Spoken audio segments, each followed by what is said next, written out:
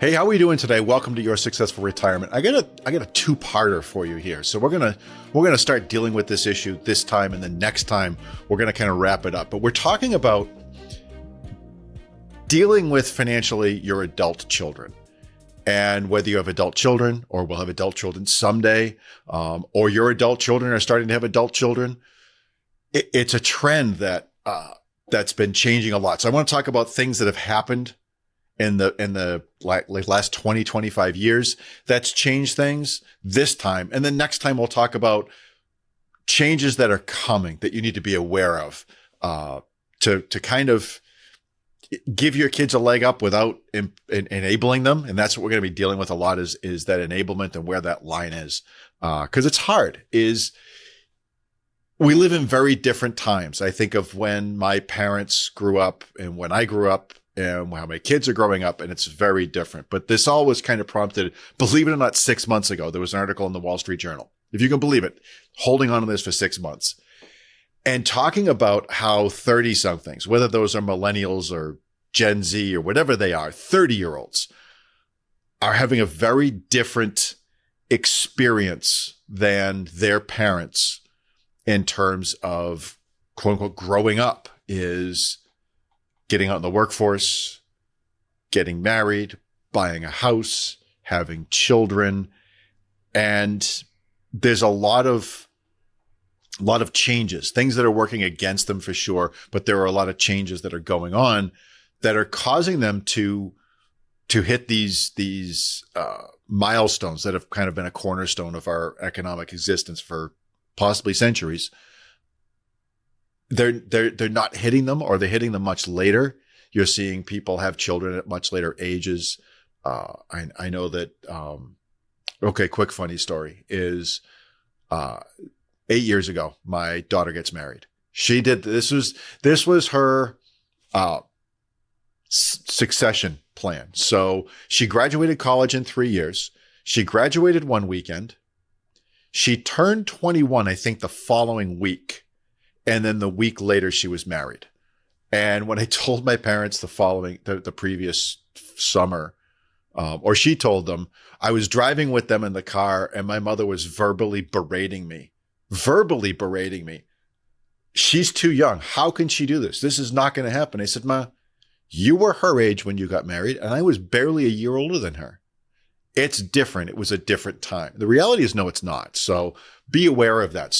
But she's an outlier getting married at 21. She's an outlier, and she's 20 something in the higher 20s. I guess women get bothered by that. Well, 8 years ago. So you can do the math. Or 7 years ago, she has one child and one on the way, like by the time this is released, she'll have 2 children. So she's an outlier today. And there's a lot going on behind that. The first is housing. It is vastly different than it was when I bought my house 31 years ago. 31 years ago, pretty much this week, I think, and when this is released. Back then, there were ratios. If you've never bought a house before, if you have, bear with me for a second. There are ratios that the banks use to determine how much money you can borrow. And it's a percentage of your income. A certain percentage of your income can be used towards principal, interest, taxes, insurance. And another percentage, a bigger percentage, can be used for all of that, plus all of your other debt. And I think that, I forget what the ratios were when I was buying my house 31 years ago, when I was getting the loan 32 years ago, as we built the house as well. But it was in the 20s, no more than 26, I think, percent of my income could be put towards those things. And now it's maybe in the low 30s. I don't know exactly. What I do know is that the easy math was I could not afford a house that was more than double my income. That was the answer. And interest rates back then were about where interest rates are now. I find that fascinating as it's come full circle in 31 years. Today, because the ratios have changed, you can probably afford a house that they'll allow you to take a mortgage out for a house that's 3 to 3.5 times your salary. If interest rates drop back down into the 4s and 5s, you might be able to get 4 times your salary in house value. That's unattainable. That's unsustainable. And it's more a function of, again, it comes back to government interference. And they mean well. They do mean well. Is if you're somebody in Congress and you're sitting there, Barney Frank was, who was my congressman for many, many years, was at the forefront of this. And his goal was, my gosh, people cannot afford houses. Maybe we can figure out how to let them borrow more money to afford a house. And it seems logical, right? If we can give them more money, they'll be able to afford a house. And the reality is that money went towards being able to afford more house. There are more people that own a house that can get a bigger house than there are people that don't have a house that need a house. So it had an inflationary effect on the price of houses. And as they allowed more money to be borrowed for these houses, the prices went up a commensurate amount. So you didn't get a bigger house. You got the same size house for now more money. And because of that, we've had a trickle-down effect that not only do you have a situation where your average 30-something or late 20-something or even sometimes early 40-something can't afford a house, their rent payments are ferociously high. They're just ridiculous. It's very expensive because there's that, again, trickle down. If it's so much to buy a house, well, then people that own property are going to raise the rents such that it doesn't make it too attractive, that there are less people buying houses, which means there are more people renting. There's more renters, which means the price goes up and all of that. And it's a domino effect at that point. So housing is tough. And not only are you seeing that home ownership as a percentage is going down, but you're also seeing that rent as a percent of income is going up. So it's making things a little bit more difficult. The second thing that really changed over the last 25, 30 years is college debt. And we've talked about this before. I won't spend a whole lot of time saying that the whole college debt thing, again, government working hard to try and make college more affordable, made loans more affordable, and that money didn't go to make college more affordable. It made college more unaffordable and left people in the same situation. And now you have such a situation where it's tens of thousands, sometimes hundreds of thousands of dollars of debt. Over the last 25 years, you've had college graduates leave college with this massive amount of debt, with this expectation of, if I have this piece of paper, then I will get a good job. And to some extent, that's never been true. It's something that we tell high school students.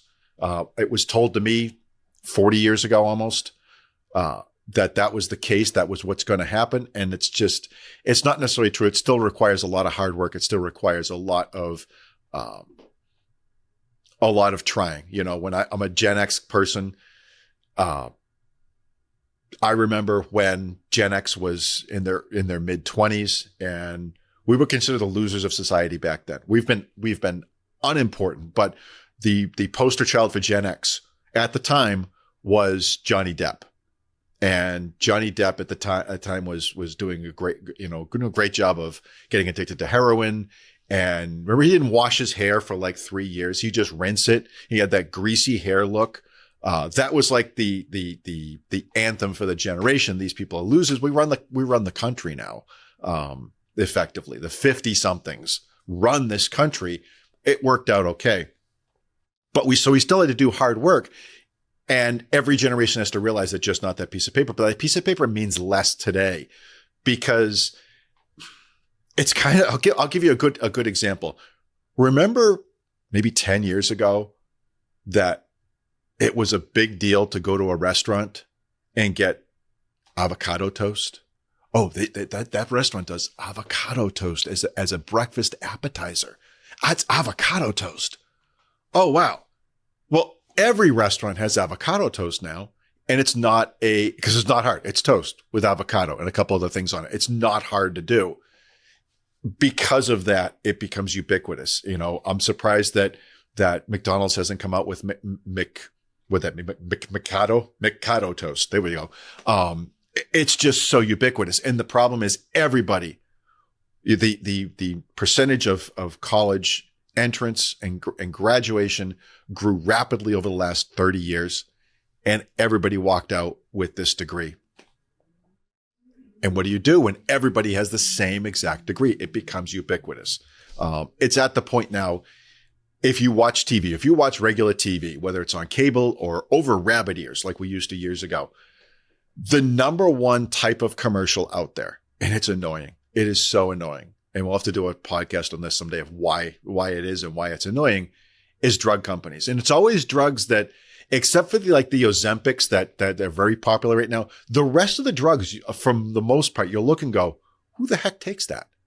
And why are they advertising that very specific drug for that very specific situation on national TV, or at least on local TV, on this cable channel or whatever? And the reason is that the cost of the drug is so high that it makes it affordable to run these ad campaigns. But the second most common, it seems like to me, in my unprofessional, unstatistical analysis, the second most common commercial out there are online universities. Talk about making it so much more ubiquitous and so much more unimportant to get a college degree. Now, granted, a lot of corporate employers don't care where you went to school. They just care that you have the degree, check the box. So not only has that degraded to some extent the educational process in actual physical colleges and universities, it's caused these online universities to crop up and become important because I can check that box and say I have that degree. And that's the most important thing. It's like, boy, I remember when the most important thing was going and actually learning something. Doesn't happen. So we have these degrees that everybody seems to have. Everybody seems in this age group, everybody seems to have massive amounts of college education debt, and it didn't provide what they promised. It didn't provide the added benefit, that the cost was much greater than the benefit provided. Because of that, what is it causing? It's causing them to, again, not be able to afford a house, feel like they can't get married, feel like they can't have kids. There are all of these, there was this gigantic rock hanging over all of their finances that are greatly affecting that. And that's really changing how this generation deals with finances. The third thing, and I was watching Fight Club with my 17-year-old son, my youngest, and because he had never seen it, and I love that movie. I love that. 1999. I can't, it is such. I love that movie for the reason that people don't love that movie. I love that movie because it is a seminal event of how we changed as a society. If you go back to the 90s and you think about the 90s, I loved the 90s. I really did.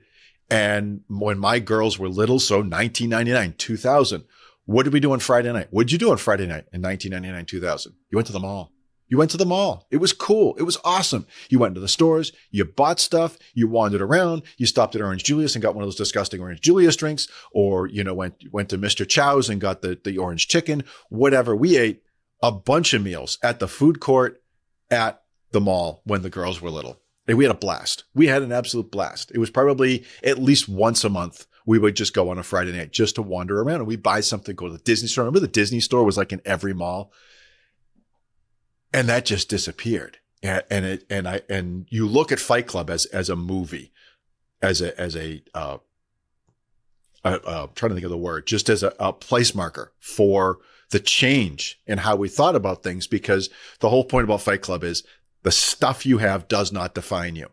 You are more than your stuff. You are about doing something else.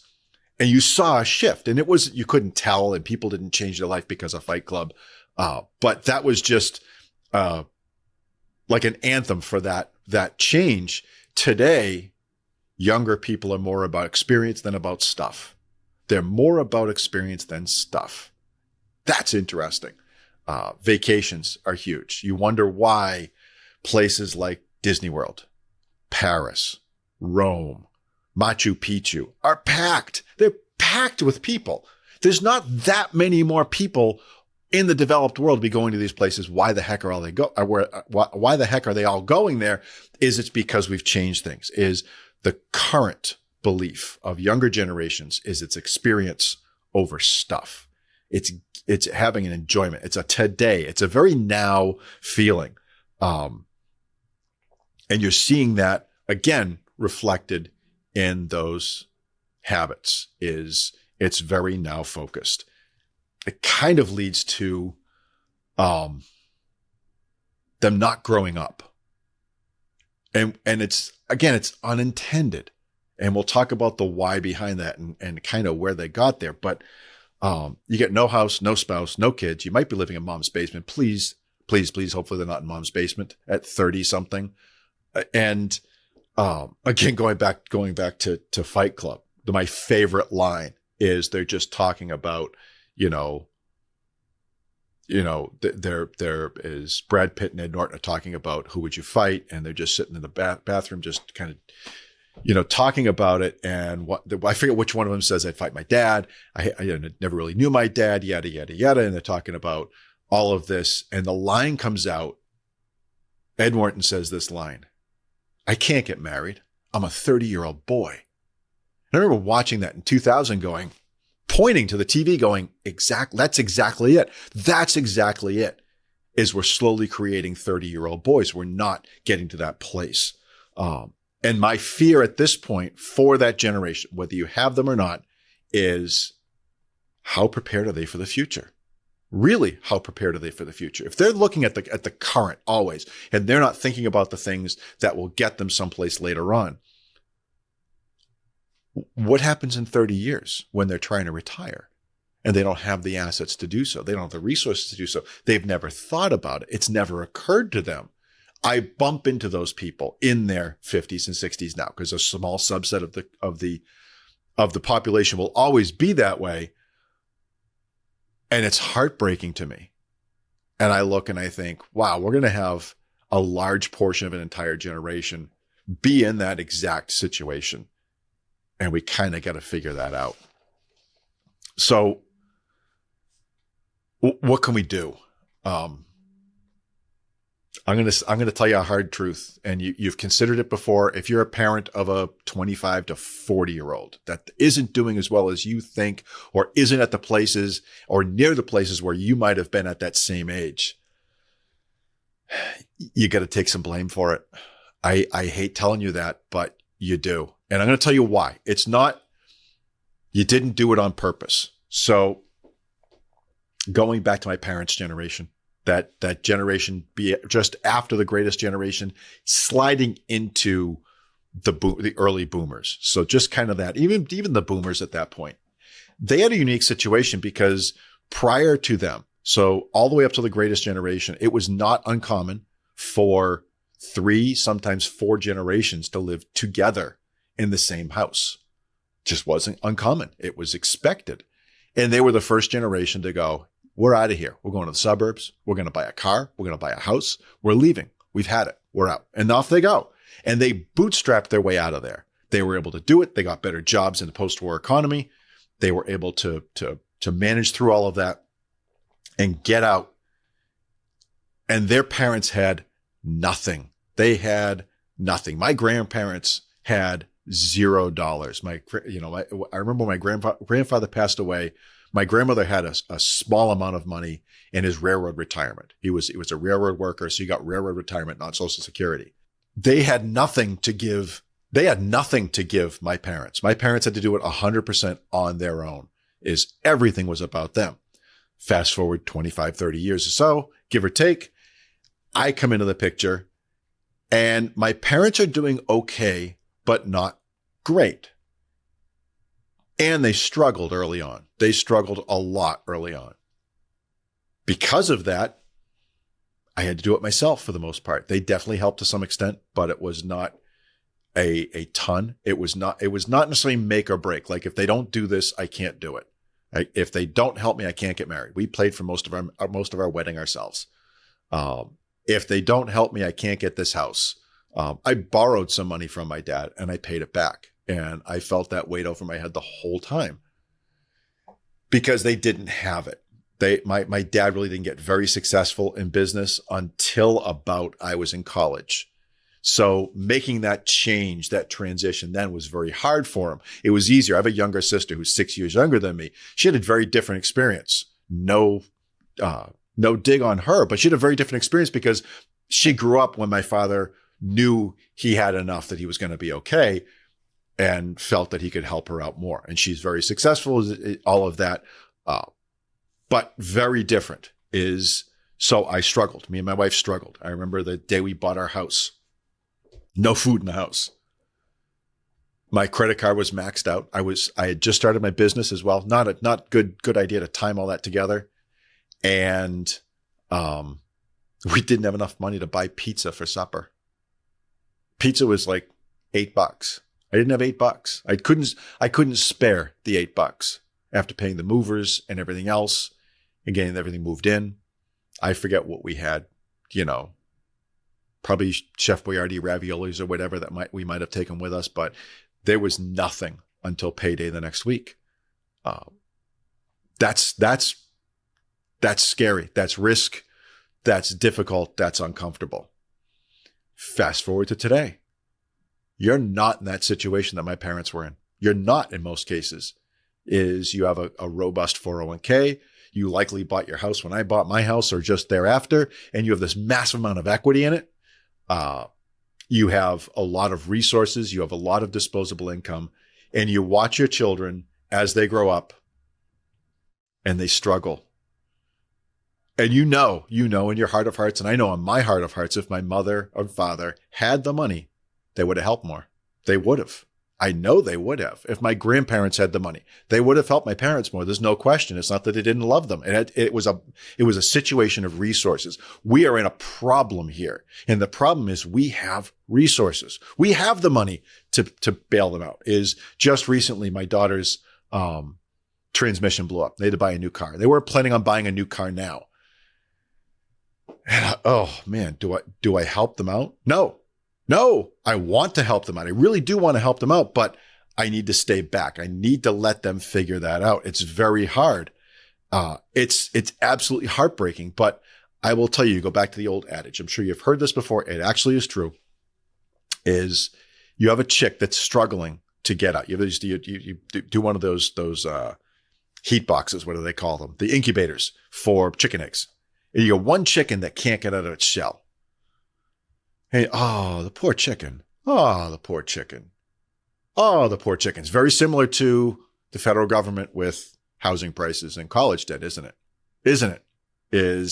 I feel bad. Let's help them. And you help that chicken get out of that shell. It's almost guaranteed that chicken is going to die. Not because it was struggling, but because it didn't get to struggle. It didn't get to struggle. It didn't get to build those muscles while it was still in the egg to get itself out so that it can survive on the outside. And we do the same thing. Is we feel bad and it takes strength. And there's going to be a thought. I will tell you the thought that's gone through my head with my kids. Am I a bad parent because I have these resources and I'm not just openly giving it to them? And I have that thought. And if you have adult kids, you've had that thought and you need to push it down. You need to let them struggle. You need to let them learn. I'll tell you one more story. A couple of weeks ago, it was a while ago, school was still in session. My son is, as I said, 17. He's a junior or was a junior. And a friend of his who's a senior had family in from out of town. And it was a Thursday night. And he comes home from school. He has his own car, comes home from school and says, hey, Jay wants me to go with him to this mall, to this escape room with him and his cousins. His cousins are in from Idaho, Ohio, someplace. And they're only here for one more night and he wants to hang out with them. And they're up there and we're down here. And the mall itself is going to be 50 miles away as the crow flies, and you can't fly that way. You have to go around to get into it. It's not an easy mall. It's a cool mall. Can't get there from here.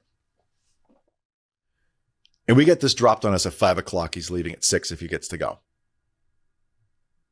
Who's driving? Jay's driving. How good a driver is Jay? I don't know. 6:00 is kind of still rushy hour in Eastern Massachusetts, especially as you get closer to Boston. It depends on how they go. Of course, they went up towards Boston up 128 and back out on Route 9. I would have gone up 485. If you know the area, I would have taken the outskirts. They took the inskirts. I was in agony for a half an hour trying to figure this out. And my wife's like, well, I have to go shoe shopping. If you want, I can drive. And we went through that and a couple other things. And finally I said, go. And he turned, looked at me like, are you serious? I said, go. Tell Jay, pick you up, knock yourself out, be a good, keep the radio down. Be the co-pilot that you are with me, because he's a great co-pilot. He's always watching for things and things like that. Be a good co-pilot. Be careful. It's kind of a tricky mall to get to and get into, but the signage is there. If you screw up, don't try to make it up. Just keep going and turn around someplace else. Other than that, knock yourself out. Have a good night. He had a blast. Him and Jay went out. They hung out. They got out. They got whatever food they got. He came back. He dropped him off. It was great. I was scared to death that whole time. But he's 17. I have to let him go. I can't drive him to things the rest of his life. When I was 17, I would think nothing of driving wherever. The only reason I didn't drive as much as I wanted when I was 17 is because I didn't have my own car. I was borrowing my father's car. He'd kill me. You're borrowing your car for what? My brother listens to this, and my brother is just nodding and laughing. Because my brother had his own car. It was the 75 Dodge Dart Swinger that he inherited from my dad. And he would go up to New Hampshire, like at the drop of a hat, would go to New Hampshire. And my father would shake his fist at him and point his finger. And, there's a clock in that car. When that alarm goes off, that's it for that car. You need that car for school. And he would berate him about it. So I didn't drive that many places, but I would think nothing at 17 of driving somewhere. That just seemed normal. And my parents didn't, I don't want to say they didn't worry, but it was a different time. And we need to let our kids grow the same way. And the same way they need to struggle when they're in their 20s. They need to struggle when they're in their 30s. It isn't always going to be easy, and we can't help them. And that's probably the biggest thing is, what can we do? Let our kids struggle. That's the best we can do is let them struggle. If you're the grandparent, if you're older and your kids have adult kids and you see your kids letting their kids struggle, shut your mouth. Shut your mouth and let them, because that's probably one of the biggest things I noticed with my folks. And they didn't get involved or in the way much over the last 30 or so years as we were raising our kids. But you could see it on their faces of, I'd take a hard line with my kids and they'd go, oh, they get that face on. And at one or two times I had to turn around and say, Ma, shush. Ma, just shush. Because they're grandparents and they, you want to be more helpful. You feel more bad. Nope. Got to let those kids struggle. Got to let them struggle. You have to. It's important. It's vital.